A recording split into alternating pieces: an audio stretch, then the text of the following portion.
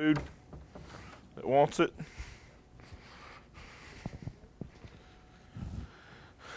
Okay, we are filming. They're filming tonight. That's why we're actually doing this presentation again. This is actually a repeat of a presentation that we did several months ago that didn't get filmed. So some of you may have heard some of this stuff before, but last time Chris did it, this time I'm doing it. So it's a little bit different information. So I know pretty much everybody in the room knows me, but just for the benefit of the people that will be watching, I'm Brad Wagnon. I'm Technical Assistant Specialist with Cherokee Nation Community and Cultural Outreach. And tonight's presentation is called Leadership in Real Life. We're going to be talking about the traits of a good leader, how to transfer leadership within your organization, things like that. But we'll go over all that here in just a minute. Before we get started on part of the agenda is welcome and introductions. And as part of that, we usually do announcements. So I've got several announcements to make.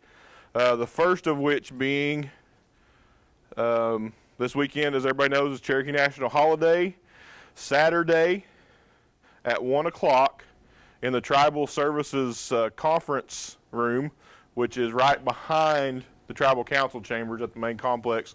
CCO will be having a reception for community organizations, both the local community organizations and those folks that are going to be here from the at-large community organizations. So from 1 to 3, we're having a reception, just kind of a drop-in thing whenever you can. There's not going to be like a big program or anything, just cake, punch, snacks, things like we normally do. But it's an official Cherokee National Holiday event, so you guys come and join us in the festivities. Of course, there'll be all kinds of stuff going on right across the hall in the council chambers from 10 to 5, I believe, both Friday and Saturday.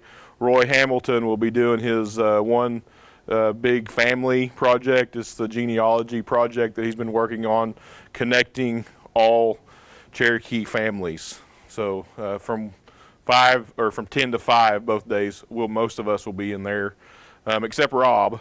If you want to see Rob, you'll have to go to the powwow grounds because Rob's emceeing the powwow. So he'll be there pretty much all weekend. Things coming up in September. We will have on September 13th, we will have a cultural presentation in this room at 6 o'clock. It will be Tanya Weevil, and she will be talking about tear dresses and Cherokee traditional clothing. And then again on September 15th at noon this time, Tanya Weevil will be in here for the Lunch and Learn, talking about the history of Cherokee clothing. So if you can't make it in the evening time on Tuesday, the 13th, she will be doing close to the same presentation again on Thursday, the 15th at noon. So we know daytimes are better for some people than evening times. Yep, all of them in this room. Yeah, there's coffee now. Some people were wanting coffee, so we made some coffee. Other than that, we will not have another leadership training until October. And in October, me and Chris will be starting something a little bit different. We're going to be doing more personal, professional development type series over the next year.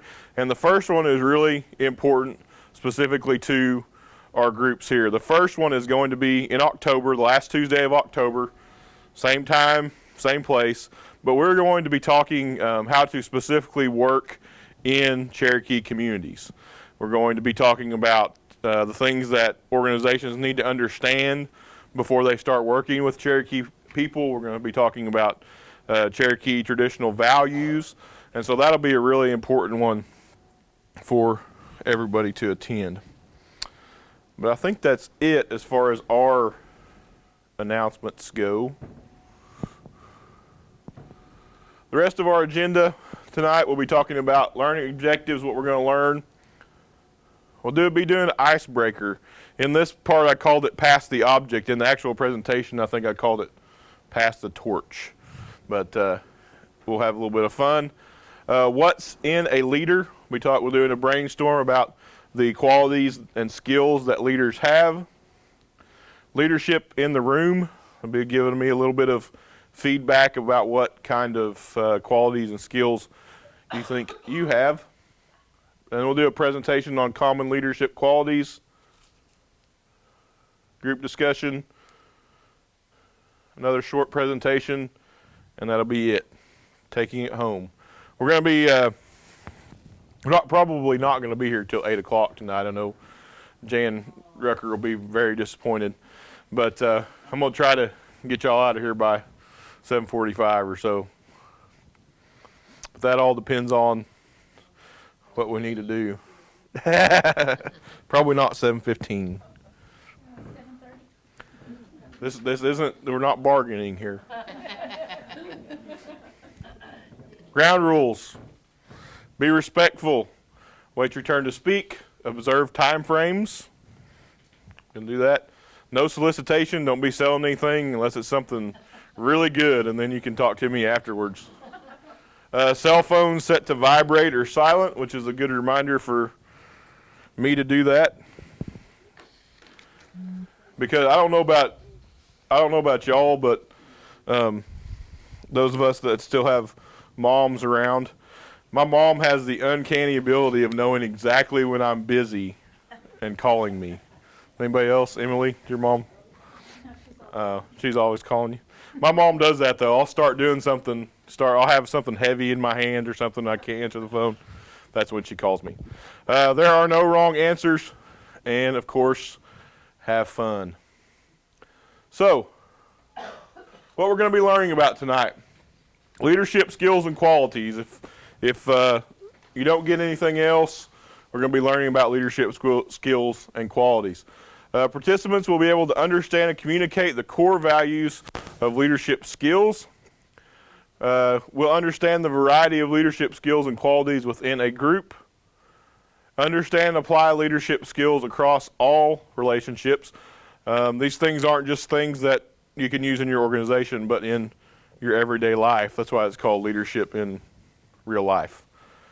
Participants will understand the importance of and have the ability to pass on leadership skills and leadership within their organization. So those are the things we're going to be talking about. But first, we're going to do a little bit of a game. Emily asked if we were going to do ping pong. Somebody did. Not exactly. Okay? But I got this idea from something that we used to do when I used to go to camp during the summer. Now, I'm not going to make you guys do exactly what we did because we used real spoons, like metal ones, and eggs. And they weren't hard-boiled eggs. They were just raw eggs. Of course, we were doing this outside, and we were, 12 to 18 years of age, so it's going to be a little bit different tonight. But this is called Pass the Torch. So what we're going to do is we're going to use these spoons to pass this ping pong ball, and only the spoons. No hands. You can use your hand to hold the spoon, but no touching of the ping pong ball with your hands, okay? So we're going to pass this thing around. It sounds pretty easy, doesn't it? It sounds pretty easy. I'm going to let you guys stay wherever you are. I'm not going to make you get up and run around. But we're just going to pass this around. We're going to start over here with me, and we're going to start down this way, and we're going to pass it around, and then you're going to pass it back to me, okay? You don't have to move. I'll come to you. You just pass the ping pong ball. All right? You can roll in your chair if you want to. You don't even have to get up. All right? So are we ready? Everybody understands. No touching it with the ping pong ball with your hands, right? I was going to make you put the spoon in your mouth and do it, but I thought, germs and stuff, some people may be a little bit germophobic, so we're going to do it like this, all right? So I want to pass this to you. That's probably the most ingenious thing I've ever seen. Nobody in the class this morning even thought of doing that.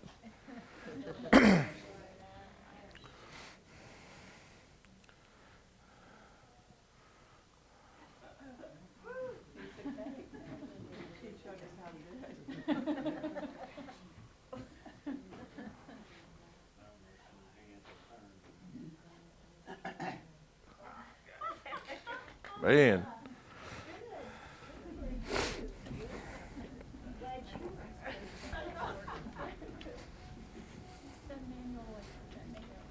At first I thought, now what is he doing?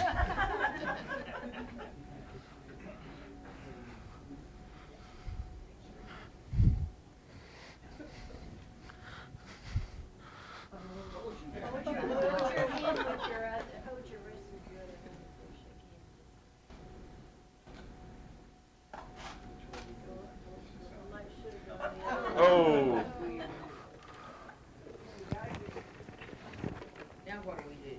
Just keep going. Keep going. Sometimes in passing on leadership we make a mistake, don't we? It's hard to get it because her hand is Yep. Yep. You can also just try to roll it into the spoon. There you go.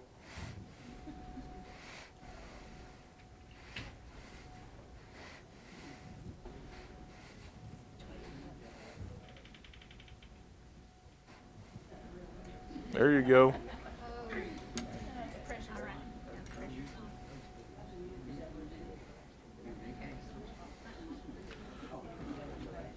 It takes a little bit of communication and planning, doesn't it? We're going to talk about that too. Oh. We did it. We're good.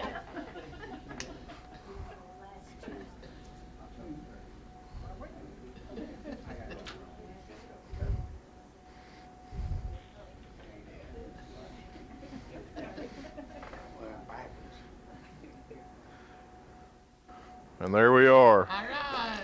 Back to me. All right. Now that wasn't too bad, was it? Not too hard, especially once Mr. Yale over here showed us how to do it. Spin in our mouth like this. So, I know that's kind of a silly little exercise, but we're going to go through this presentation here, and you're going to see that some of the same things it took to pass that ping pong ball around, it takes to pass on leadership in your organization. It takes some planning. You got to communicate a little bit, even if it's just, hand signals and body language. You have to communicate, and it takes some planning. You can't just grab that spoon any old way. You got to kind of think it out. So it could have been a whole lot messier with eggs, but we don't want to mess up the carpet in here. But Thank you for not doing the egg. yeah, eggs are pretty expensive too, aren't they? Getting more expensive every day. All right, we're going to brainstorm a little bit. And when I say brainstorm, I mean I'm just going to have you guys holler out the answer. I don't want somebody this morning had their hand up. You can do that if you want to, but I know some people in here, they're just going to holler right over you. So if you stick your hand up and wait for me to call on you, you might be the last person and somebody might take your answer. So when we're brainstorming, we're just going to kind of holler out some answers. So the question that we're going to brainstorm about, what qualities and skills, and I messed up just a little bit on this here, what qualities and skills do good leaders possess? We're not going to talk about bad examples. We might talk about a couple, but we're not going to concentrate on the bad examples. So what qualities and skills do good leaders possess? And I'm just going to write as you guys tell me. Self-motivation. what did you say? Self-motivation. Self-motivated. Listening. What else? Good. Courage. What's that? Courage. Courage. Communication. integrity,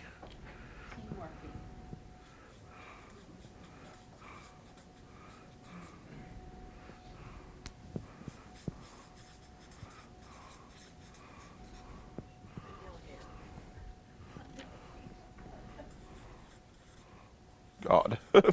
I think that's good.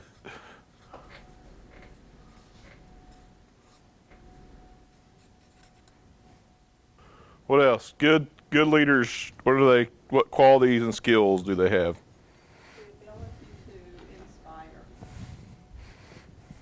The ability to inspire. Ability to inspire.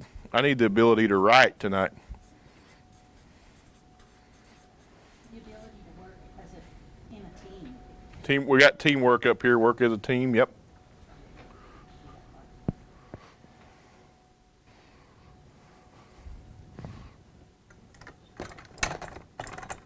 Move it up just a little bit. Self-control. Self-control.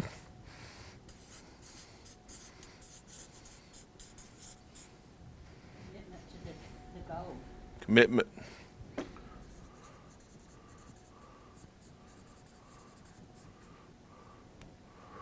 What else?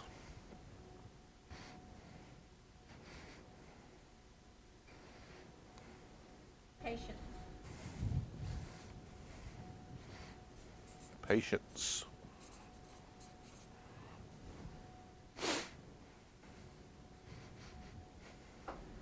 Positive attitude.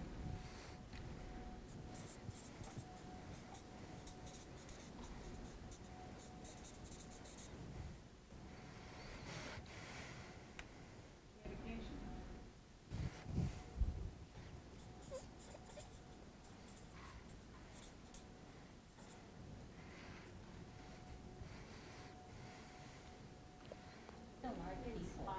Like people? Yes, ability to inspire.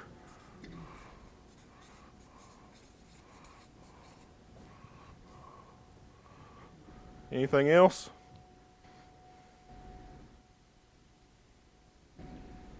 All right.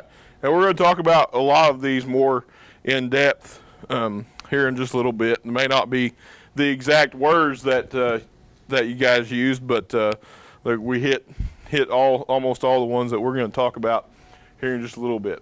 But right now, I want y'all to tell me something. If one of the leadership skills or qualities that's listed up here, or maybe something that you didn't think of, was your superpower, which one of these would it be? And it could, like I said, it can be one of these, or it can be something that you didn't say that you just think you're really good at. We're going to start in the middle here. What's your name, ma'am? Susan. Susan. Okay. Working as a team. Working as a team. You think that's what you're good at? Getting other people to work as a team. Okay. Let's go this way. I think communication. Communication is yours. Susie? Commitment. Commitment. Emily? I'm really thinking on this one. I'd have to go with patience. Patience. Yeah. You're in education, you got to have patience. Wanda? Positive attitude. Positive attitude. Be patient. Patience. Wanda's laughing over there. I'm not going to say what I'm thinking. Right here. Self-motivated. They're filming this, so I can't say a whole lot. Okay. Inspire. Jan? Good listener? Good listener?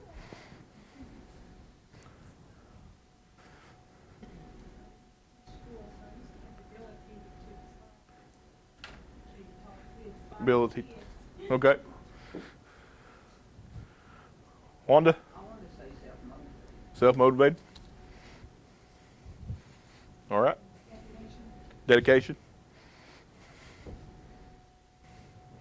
All right. Now, since we have a few people here from a few different organizations that are together, I'm going to ask you a little bit different question, okay? So, Susie, I'm going to ask you first. Wanda, what did you say yours was? She said positive attitude. Positive attitude. Susie, out of this list up here, what would you say Wanda's is? Oh, okay, let's see. She's good at delegating. Good at delegating? Okay. Is it James? Dawn. What would you say your Wanda's superpower is? Boss. What did you say? You said dedication. So, bossing, is that delegation or is that inspiring? Delegation? They always say that. All right. Somebody did that this morning on their own. They said, well, I think it was Lorraine Bates. Her brother was here with her, Jack Hummingbird, and Jack said, well, I'm good at this. And then Lorraine popped up and said, well, you're also good at this. So that taught me something. You know, sometimes we see that we're good at certain things, but other people within our organizations might see that we're good at this as well, or something different. So our view of what we're good at may not be everybody's view of what we're good at. And we're going to talk a little bit more in depth about that here in just a little bit. I don't know whether some of you folks haven't been with us in a few months. Some of you are here with us every time. Some of you are kind of new. This past year when we did trainings, we took breaks in the middle. We're not going to take any breaks tonight. We're just going to go on right through. When we did our little wind-up thing, celebration thing, one of the things people said is, especially in these evening sessions, they're just ready to get through it and get home. So we're not going to take any breaks. So you guys are adults. If you need to go get some more coffee or go get rid of some coffee, just feel free. All right, we're going to talk about the traits of great leaders. And I have to admit that I took this from somebody else. I didn't come up with these on my own. So I took this off a website that has some leadership stuff on it that I use quite often. So I did take this from them. 9 traits of great leaders. The first one is awareness. Great leaders conduct themselves in a way that allows them to retain an objective perspective. So great leaders are able to basically remove themselves from the situation and see things as they are, or objectively. We talked about this a little bit in our conflict resolution training, about being able to be a peacemaker and preside over conflicts, not based on, what person you like the best, or, which one of them annoys you, or something like that, but based on what is actually going on. So great leaders have that kind of awareness. This awareness informs everything that they do, their actions, their communication with the people in their organizations, and they conduct themselves in a way that's set apart from other people in the organization, but not better, not trying to be better than everybody else, just a little bit set apart from what everyone else, so they can see what's going on. Decisiveness. Great leaders make tough decisions and foster collaboration. Great leaders know when it's time to make a decision, a split-second decision sometimes. You know that. But they also know when it's time to let other people have input. They know when something can be put off a little bit and let everybody have input. Now, great leaders, I almost hesitate to say this, but a lot of times great leaders know what they're going to do, but they still let everybody have input, and somehow they do what they were going to do originally but people think that their input is being listened to. You know, they have that ability to get people on board with what they're thinking. So that's part of that decisiveness. And we're going to talk a little bit about what our weaknesses are as leaders here in a little bit. That's mine. I'm not decisive. In fact, today, Tammy asked me, my boss, Tammy Miller, asked me something. Well, she said, well, you can do this or you can do this. And she said, you don't have to answer me right now. You can answer me here in a couple days. And about 2 minutes later, I went to her office and said, I'm trying to be more decisive, so I'm answering you right now. This is what I'm going to do. So that's one of my weaknesses. And it goes, that lack of decisiveness goes to my strength as a leader. Empathy. I'm always thinking about how my decisions are going to affect other people. And great leaders do that, but somehow get over that to be decisive as well. Great leaders praise in public and address problems with genuine concern. Now, this is where I kind of differed from this website that I got this from. The original said, great leaders praise in public and handle problems in private. We talked about that in our conflict resolution training. You don't always need to handle problems in private. Some problems need to be handled publicly. But great leaders know when to do that. Sometimes handling all the problems in private just adds to the gossip and to the problem itself. Some problems, you need to go to that person one-on-one and handle in private. Some need to be brought out into the open. But great leaders always praise people in public. I go back to football coaches. I think about football coaches. Football coaches, when their team loses, they take a lot of the blame. But when their team wins, a good football coach doesn't take all the praise. He gives a lot of the praise to his players, right? That goes to this as well. Accountability. Great leaders take responsibility for everyone's performance, including their own. So if something bad happens because of a decision that a leader makes or a decision that somebody in their organization made, a great leader will take responsibility for the good and along with the bad.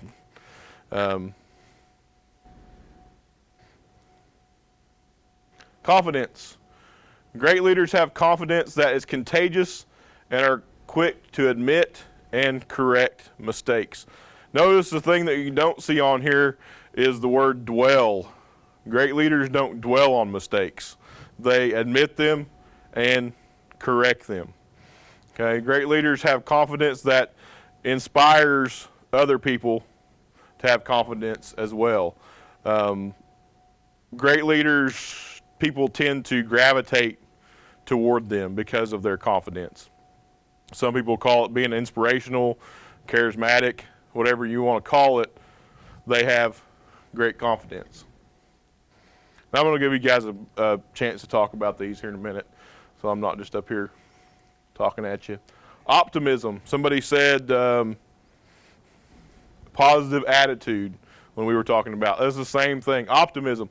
Great leaders look for ways to gain consensus and get people to work together effectively and efficiently. They somehow, again, whether or not everybody agrees. Some people think consensus is everybody agreeing. It's not. A consensus is some people agreeing and some people just agreeing to disagree and not make a big stink about it, big fuss about it, basically. So they look for ways in order to make everyone happy, even if everyone doesn't necessarily agree. Honesty and integrity. Great leaders treat people the way they want to be treated. I go back to, I don't know where I heard this, but so the golden rule is what? Treat people the way you want to be treated. Somebody said something like the platinum rule is to treat people the way they want to be treated. So in order to find that out, how somebody wants to be treated, you have to know them, right? You got to get to know them. So great leaders do that. They get to know the people in their organizations, and they treat them with honesty and integrity. And that goes to one of the other ones, well, back to accountability. Honesty, integrity, accountability go together. Focus. Great leaders think ahead and think through multiple scenarios and possible consequences of the decisions they make. Great leaders have a plan, and they have another plan, a plan B and a plan C and a plan D. They think all these plans through. What's going to happen if this happens, and what's going to happen if this happens. So they have plans for possible scenarios that could happen, while still focusing on their main goal, which in y'all's case would be your mission, your mission statement, what you want to do. Inspiration. Great leaders communicate concisely and consistently and challenge others to goals that are high but attainable. And not only do they challenge people to goals that are high and attainable, but they give their people the tools and the resources they need to attain those goals. This morning, I use the example, we have Tony, stay at home. A lot of you guys know Tony. He runs our volunteer program.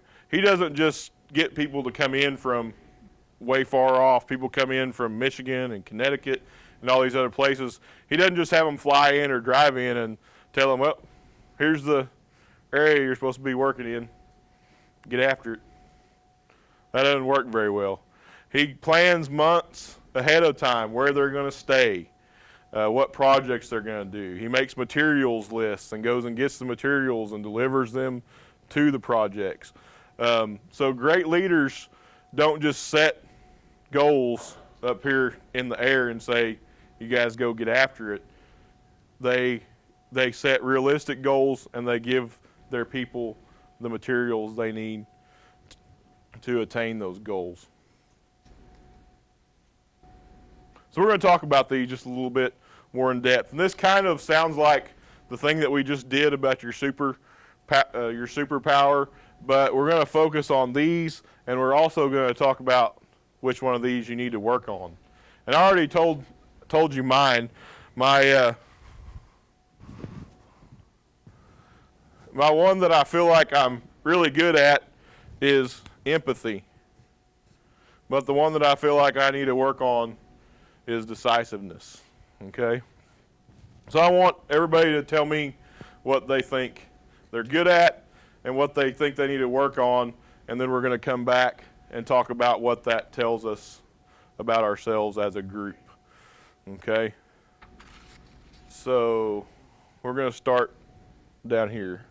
Which one of these do you think you're good at, and which one do you think you could use some work on? Okay? Oh, so me and you need to work together then. Diane, what about you? And that is why we're married, because I am good at empathy. Yep. And horrible at Oh, good. You guys make a good team too then. All right. I'm good at honesty Honesty and integrity. and right, don't you think? Okay. Don't you think? From work Yes. Yes. and maybe confidence. Confidence. Okay. Jan? I'm going to go with my positive honesty Okay. and my weakness that I am maybe not always decisive. Okay. Don? Good at awareness, knowing what's going on. Lack a little bit of confidence. Okay. How about you?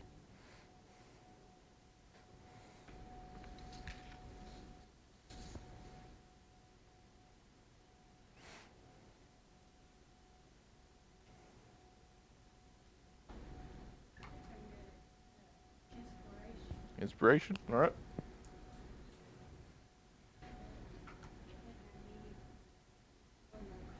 Confidence. All right.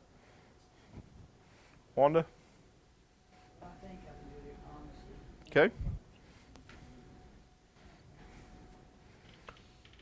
Well, I don't need no work yet. Huh? Probably all the rest of them. All the rest of them. All right. Honesty. Confidence. Okay. What you? Optimism Good at optimism. and also confidence, because after I've had the meeting and told them how we can do it, then I go, oh my gosh. Was I right? And then I go, okay, and carry on. But that time in there that I feel like I may have that I wanted to achieve. Yeah. All right. I think dedication would be my positive. Dedication. I don't see dedication up here. We're gonna put it on focus. Or Yeah, out of these up here. of the ones from the website? Yep. Okay. I looked at the wrong list. Focus, I guess. Focus. Okay. Would be my weakness. Oh, focus is your weakness. Maybe optimism. Be Optimism. my, Which one's your optimism is your plus? Okay. and focus my weakness. Focus is your weakness. Okay. Now we're not talking about eye focus here. See, I think my positive is inspiration. It's hard to find a positive for me. And Oh. Well, really it is. Let's see, and a negative would be optimism, even though that seems not matched. Okay. Emily? I'm going to have to go with accountability, Okay. because you tell me to be at a meeting, I'll show up to a meeting, Okay. even if I've been to it before. Yeah. What about? I'm a child of my father. I lack optimism. You lack optimism. Okay. One. Well, you used to have optimism when you married my dad.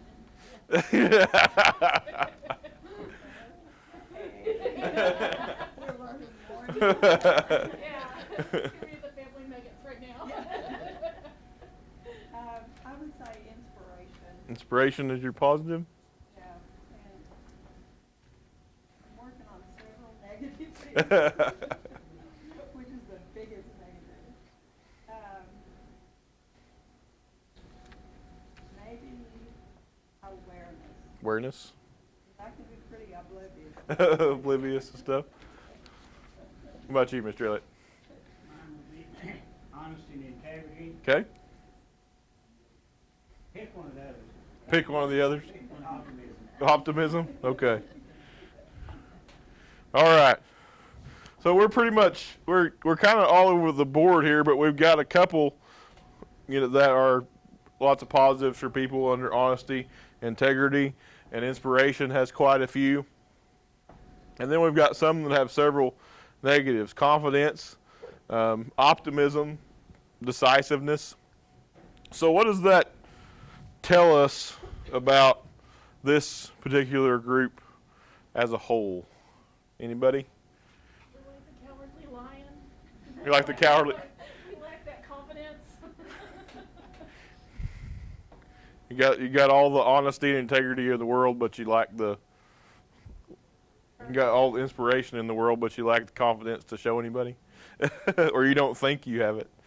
This morning, all the negatives were down here. A lot of the negatives were down here are inspirational. A lot of people don't tend to this morning didn't tend to see themselves as someone that's inspirational.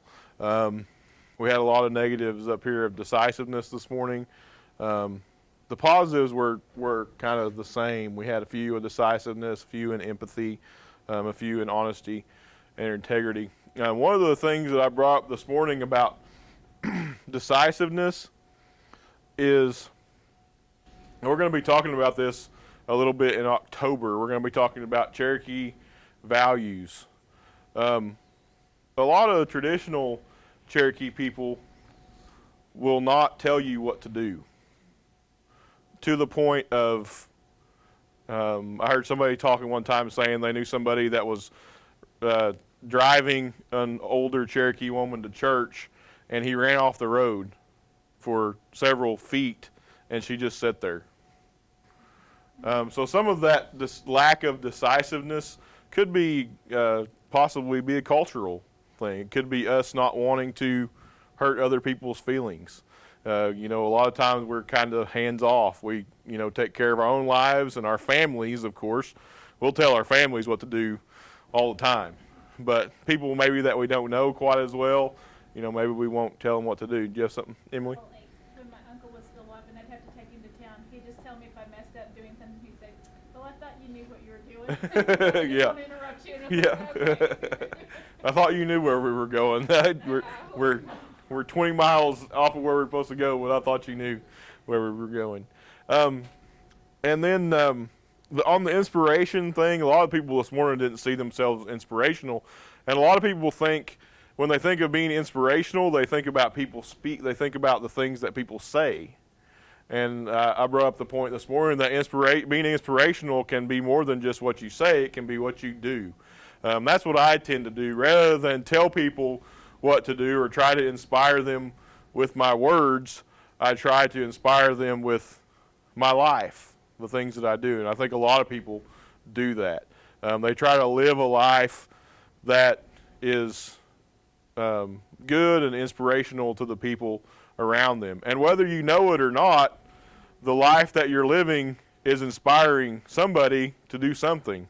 Whether it's good or whether it's bad, somebody is looking at you and I don't want to say idolizing you, but they're looking at you as either a positive role model or a negative role model. So we're all inspirational to a certain extent. Whether it's positive or negative, I'm not sure. And then the confidence thing, I think a lot of that just has to do with people's personalities. I think the lack of confidence and the lack of decisiveness sometimes go together. And some people, like you said, you can, in the meeting, you can say, we're going to do this, this, and this, and it's going to work. And then afterwards, you're like, oh man, I don't know if that was right or not. I guess we'll see how it goes. But it's kind of like taking a test. I've always been a real good test taker, and so I just go through and mark the first answer that comes to my mind. That usually works out for me, but afterwards I'm stressing like, I don't know if I finished that test in 10 minutes. I don't know if I even read it or not, I think it can depend a lot too on what kind of group it is you're working with.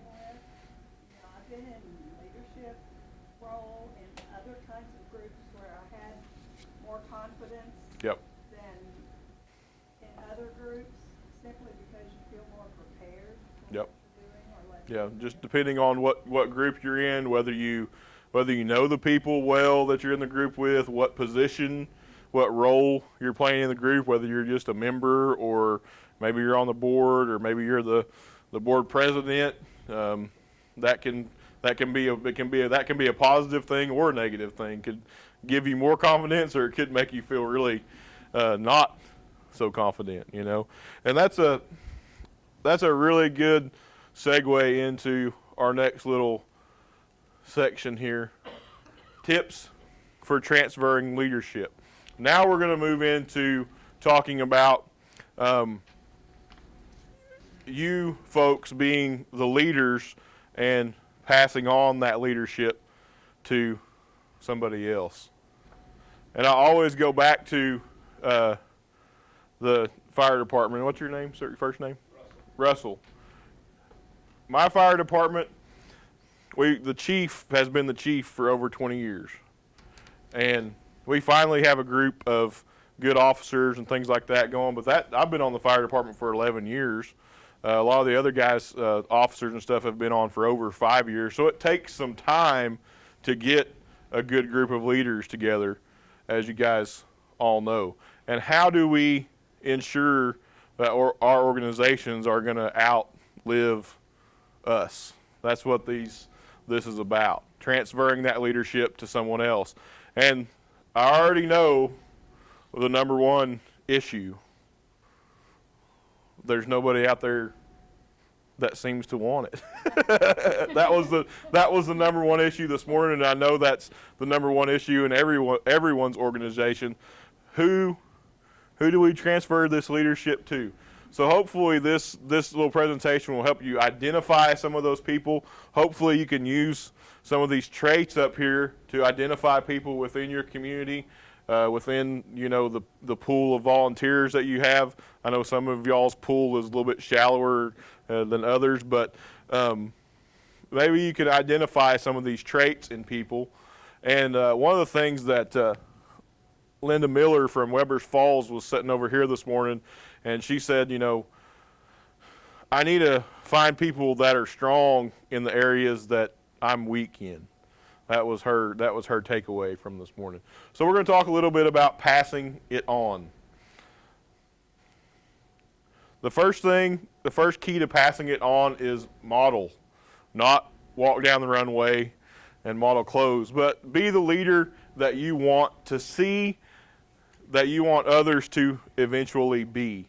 Because like I said, somebody is looking at you as a leader in the organization, and they're going to be modeling their leadership after yours. They may think you're a horrible leader, and so they're going to model the exact opposite. Or they may think you're a really good leader, so they're going to model. But somebody is looking at you as a leader in your organization. So be the leader that you want other people to be eventually. Express faith in others, believing in the leadership potential of others. This is kind of a prequel to the things that are coming up. If people don't feel like you believe in them, they're not ever going to volunteer to take a leadership role. They're just going to sit back there and do the minimum, what they've been doing all along. So be encouraging, expressing that you believe in other people. Create opportunities to lead. Encourage them to practice leadership. Encourage them to work on these skills. This is a good opportunity for me to plug that, as you guys know, all these trainings are videoed. If you have a chance in one of your meetings, I know you already probably have trouble getting people to come to volunteer meetings or board meetings or whatever, but show a leadership video. It doesn't have to be me. It doesn't have to be Chris, but show some sort of leadership video talking about the traits of good leaders. Get the people in your organization thinking about one of those things. That's what somebody said this morning as their takeaway. The people in my organization just needs to start thinking about these things. They need to start thinking that I'm not going to be around forever. So create good opportunities for others to lead. Step back. Create room for others to step up. Say, I'm not going to be able to make this board meeting. Have your vice president run the board meeting. Even if you are there, say, why don't you take this meeting? Of course, give them a little bit more advance notice than right before the meeting.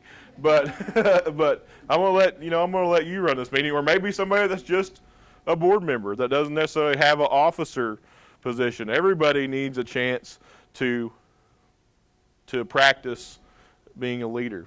So every once in a while, just step back. Every once in a while, just step back and watch, too. If you're at a event, usually if you're the president, vice president, whatever, if you're a really active leader in your organization, you're going to be so busy during the event that you're not going to see what anybody else is doing. You're going to be running around. But take an opportunity to step back and see who is stepping up. See who might, not necessarily have a leadership position, but is taking initiative and stepping up. Feedback. Be open to give and receive feedback from others. As leaders, I know this isn't up here on one of our traits of a good leader, but as leaders, you have to be thick-skinned, right? You got to be able to take it if you're going to dish it out. If you're going to give other people feedback about what they're doing, then you're going to have to be able to take feedback about what you're doing, good or bad. Okay? Facilitate spaces for growth. One of the folks this morning when we were doing the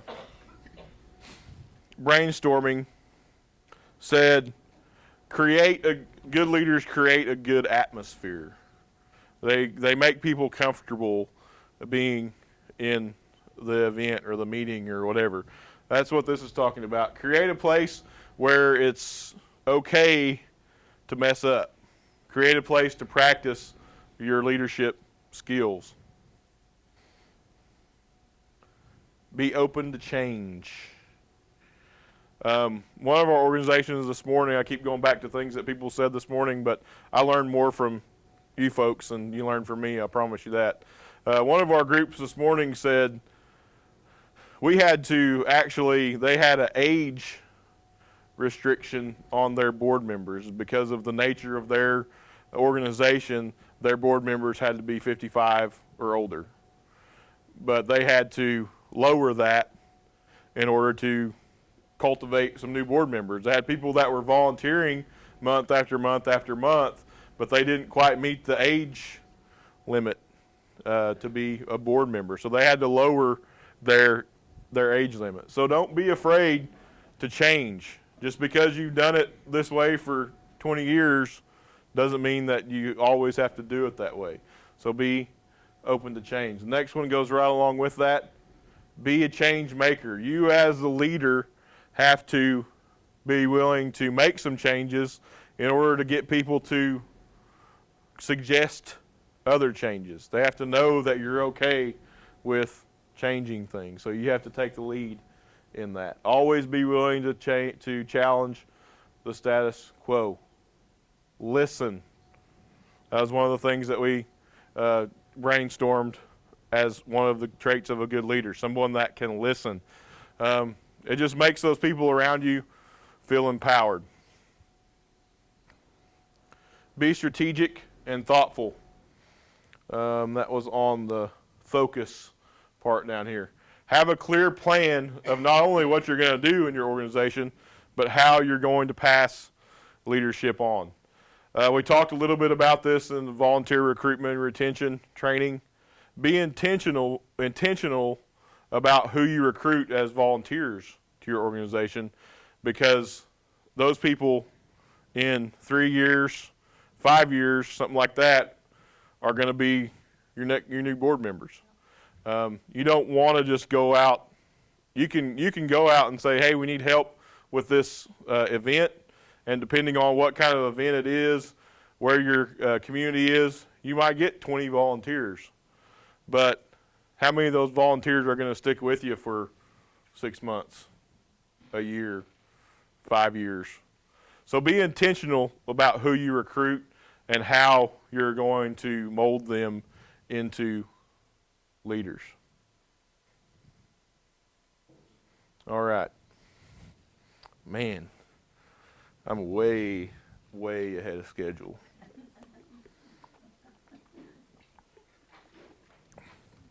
That's all right. Yep.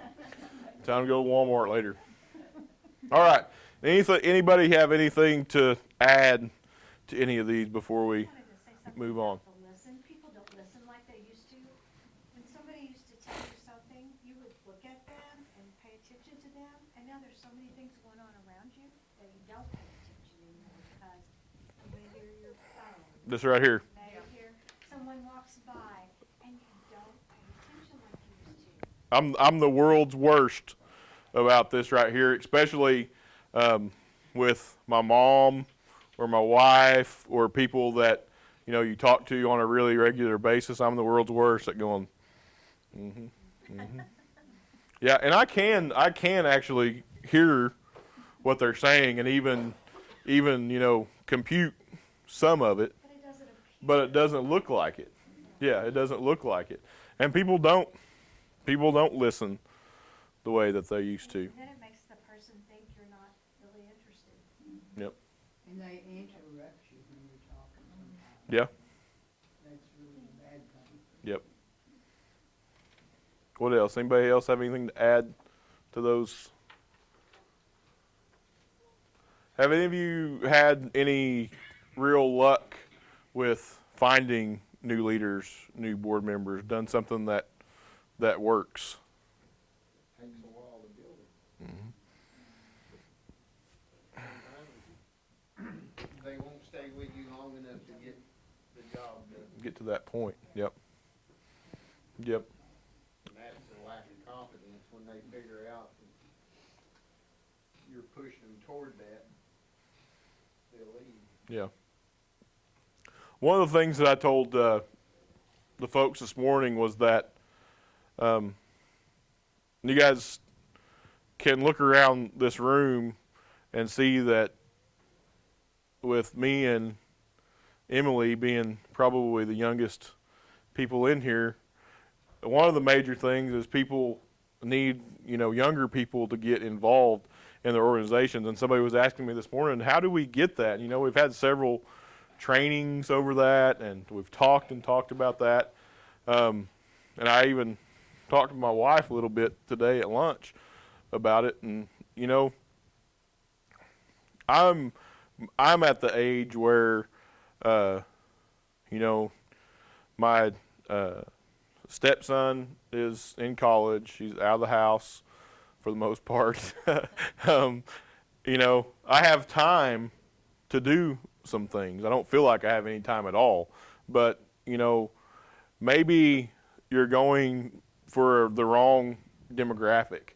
You know, it seems like these days once people get out of college, you know, and start a family, there's a period there where you get very few of them to volunteer until they get, you know, 35, 30, I'm 37, 40, in that area. So from like 22 or 23 to 40, you have this big gap of people. Now there's always exceptions to this rule, but you have this big gap of people that aren't being active in community organizations because they're too busy raising a family, you know, work, you know, starting a new job, things like that.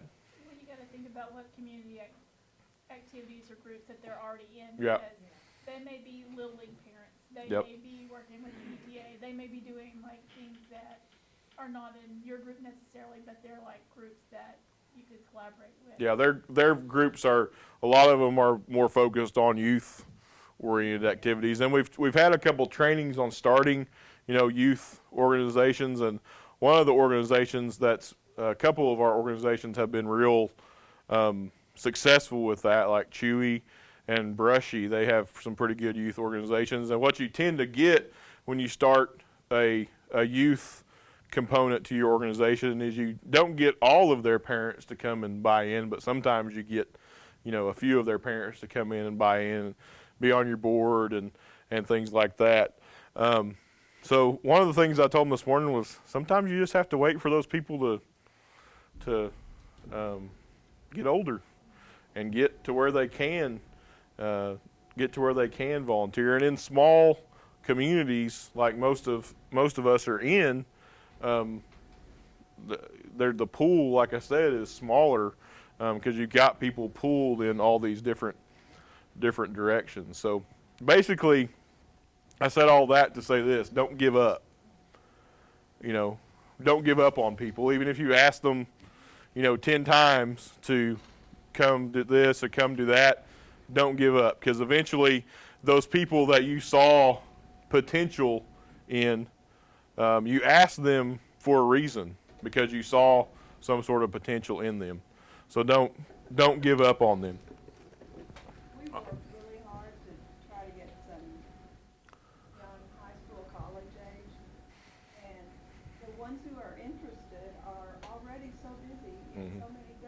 Yeah. It's like, oh, I'd like to do this, oh, I can't come to that meeting, football practice, oh, Yeah. I can't come to that meeting, Yep. it's hard to find someone willing to come and meet and be a part of our board who's not already so busy they can't.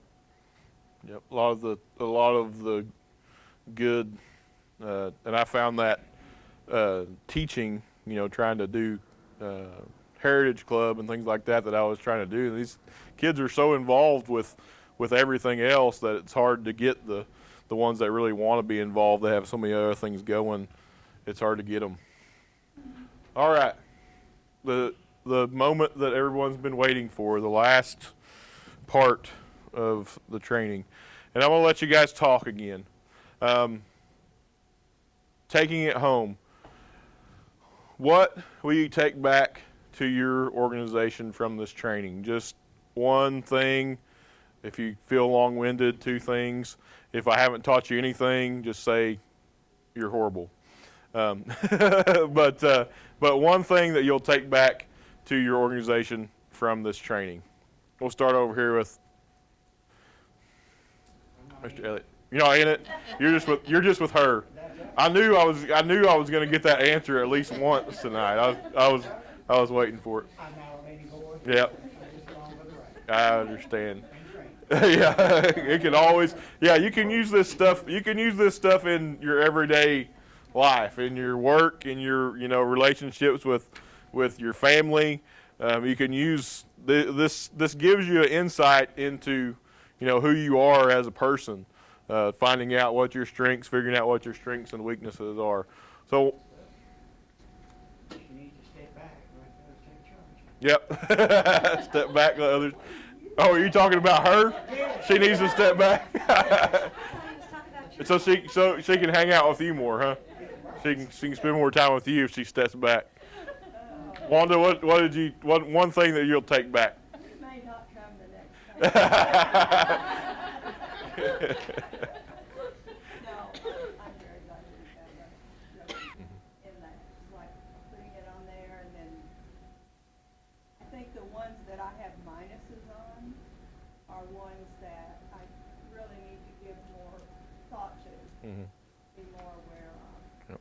And I think that, I know that we're fortunate in the board that we have so many people on the board that really do take a lot of responsibility.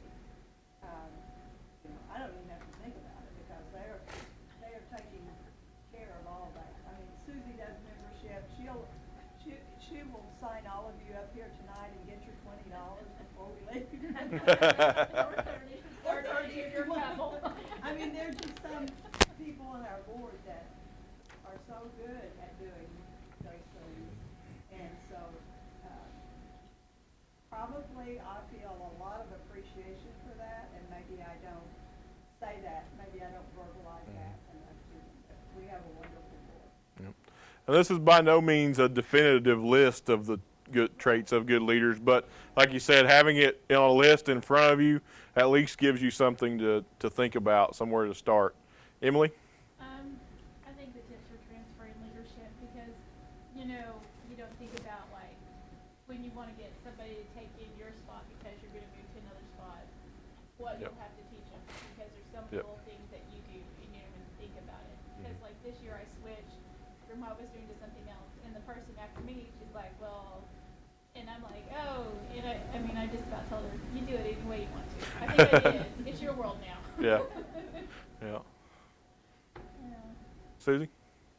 I've been thinking about these items on this list, and I think that really it would be good to give everybody maybe 2 copies or whatever, and just have them to go through and say, okay, which ones are my pluses and minuses.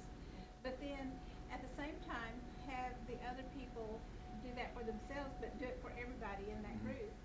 And then I think it would surprise each person what others see in them.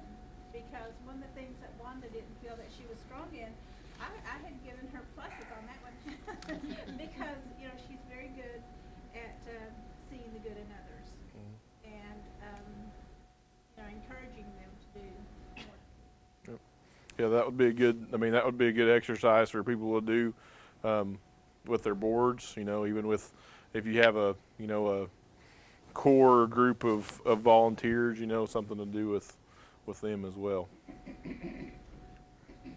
I think probably, for me, it would be just an awareness of some of these uh, components and how to apply them.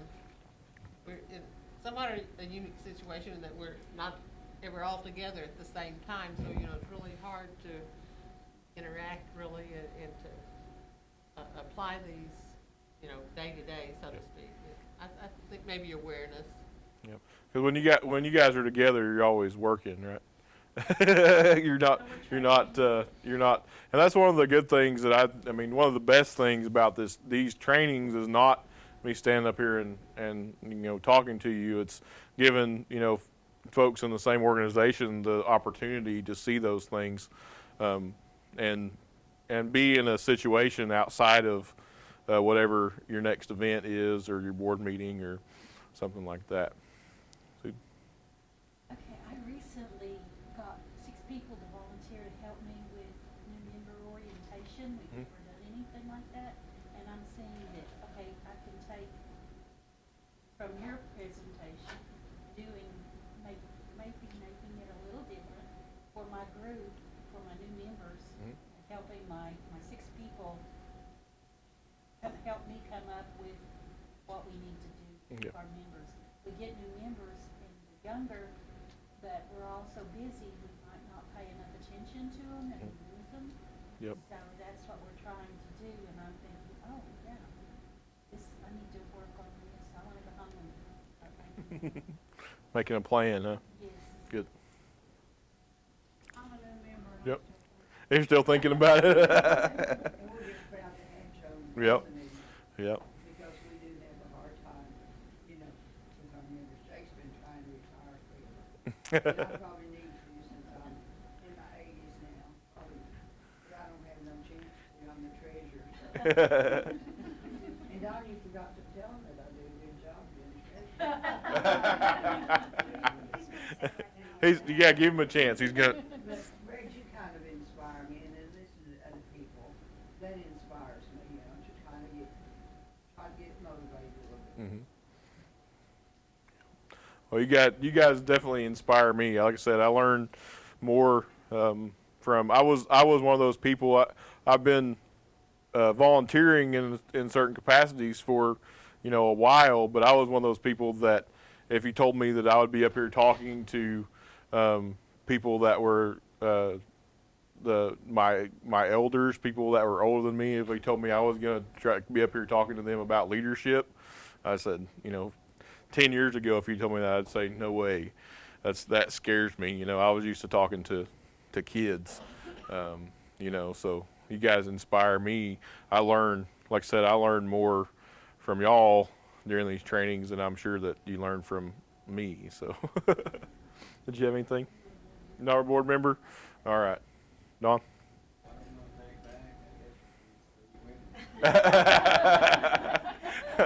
Literally, you're gonna. Are you driving? You're gonna drive them back. How much you pay you to say?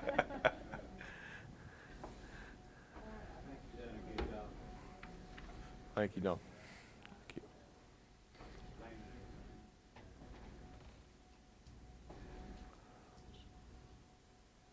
Watching you gives me a little more confidence in how to explain that. Thank you. Thank you. Jan? I think that it was a good point of pluses and minuses, and then others seeing you differently is really important. And you give me a hard time about me being on your back. But I do want to say that I do appreciate that you are receptive to the time that's given when we come here, that we all are busy people. Yep. Busy. And, if you say 6 to 8, by golly, I want to leave at 8. Yeah. And so when we used to stay till 8:30, that drove me crazy. So I appreciate that you are more considerate of the time that people are have here. Yeah. Thank you. Thank you. The thing I can't take credit for asking other people what they see. That was Lorraine Bates this morning. She's the one that inspired me to ask after I asked, what you see in yourself, to ask somebody else what they see. Margie? I like the traits being there and the plus and minuses because it shows me what I need to work on. Parts, and there's quite a few. And back to the listening thing, I'm really gonna try to start focusing on people when they're talking, not interrupting, not adding my 2 cents, listening to what they have to say. Because if they think it's not important what they're saying, they're gonna quit talking. Yeah. And like I said, for me, the hardest people to do that with are the people that I should probably be listening to the most. My wife definitely, and my mom for sure too. And it's odd too. Here lately, I've noticed even talking on the phone to people, you can tell that people are just distracted. They've got 100 things on their mind, and this is going on and that's going on, and so yeah, it's you have to almost these days you have to almost intentionally listen. Megan? Well, what I got from this is, as I was sitting here going through the traits of a great leader, I'm thinking, okay, of our board that I've got, I'm like, oh wait, they have this trait and this trait for a great leader, and I need to inspire them in that trait so that they will step up and take more responsibility. But just seeing it here of what, I'm just sitting here thinking, okay, so-and-so can do this so well. And I need to inspire them more, or try to be more inspirational toward that trait that I see in them, so maybe, hopefully, that they will be more out there. Good. Russell? To slow down and quit assuming. After reading the definitions, younger people are harder for me to communicate with. Yeah. I guess the age difference. Yeah. Just to quit assuming that they know and help them along a little bit. Yep. All right. Anybody else have anything else before? Man, it's 7:25. What are y'all gonna do with 30 extra minutes? If you would, fill out the evaluation form. It's a little bit different than what it normally is. It's the one that the people online will be seeing. It's the same evaluation form that they'll be seeing.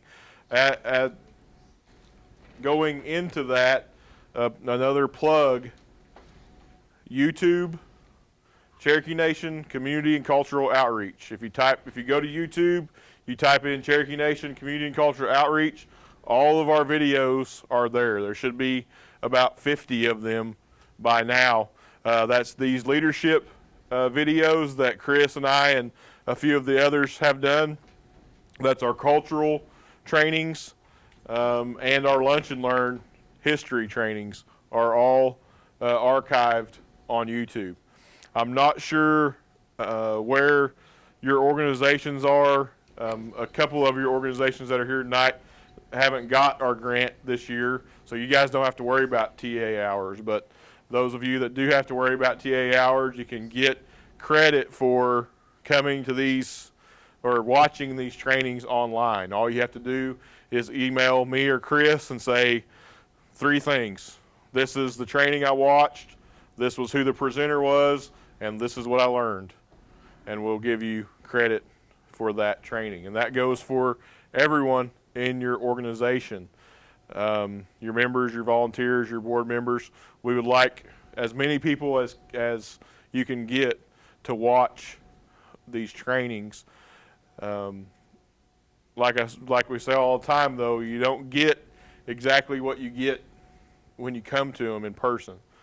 You learn so much more from talking to each other and networking with each other than you do from the presentation itself, I believe.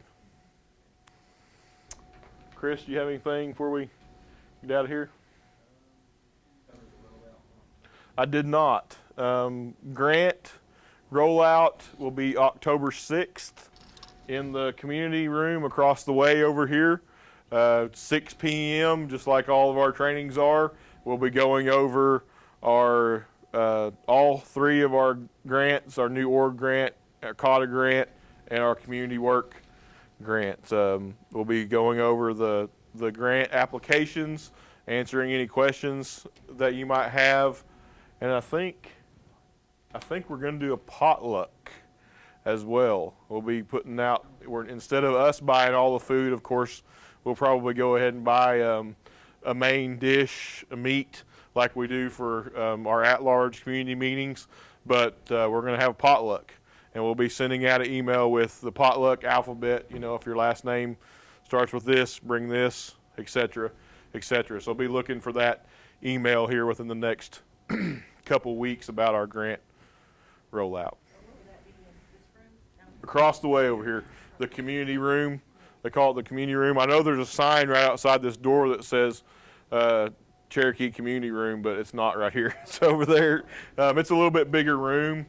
We usually have a few more people than come to the trainings, so we set it up for a few more people, and we have a presentation and food and all that stuff over there. That'll be October 6th. And I think that's it.